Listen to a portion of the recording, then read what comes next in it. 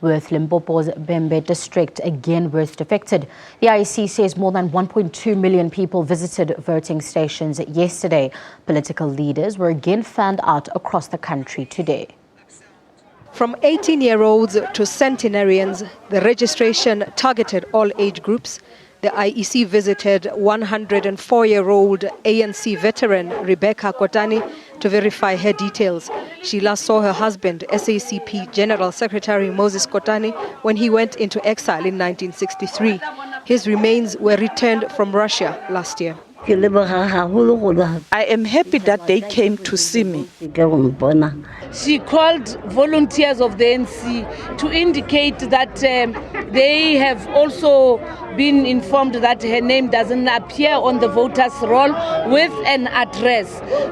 The ANC deputy president spent the day in Limpopo, from house to hospitals to shopping centers and churches. He said pastors should pray for government leaders instead of criticizing them.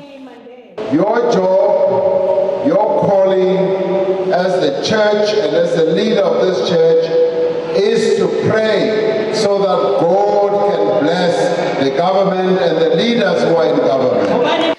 No slumber for the DA in its stronghold. The Western Cape leader visited registration points.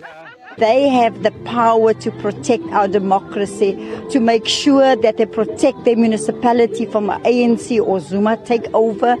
On a mission to conquer Gauteng metros, the DA leader visited both Johannesburg and Pretoria this weekend.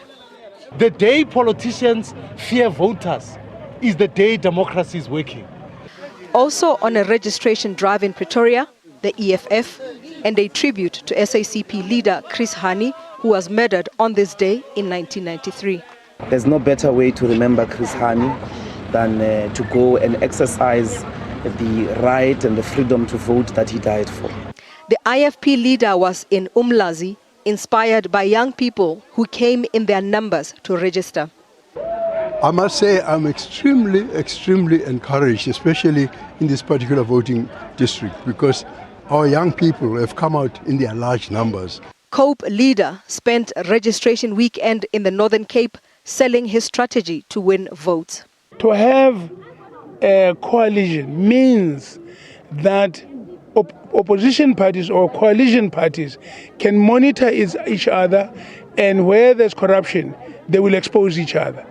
The Eastern Cape IEC reached its target of registering more than 80% of the 4 million eligible voters in the province. Registration will now continue at IEC offices during working hours until the election date is proclaimed. Ntakwana Ngatani, SABC News.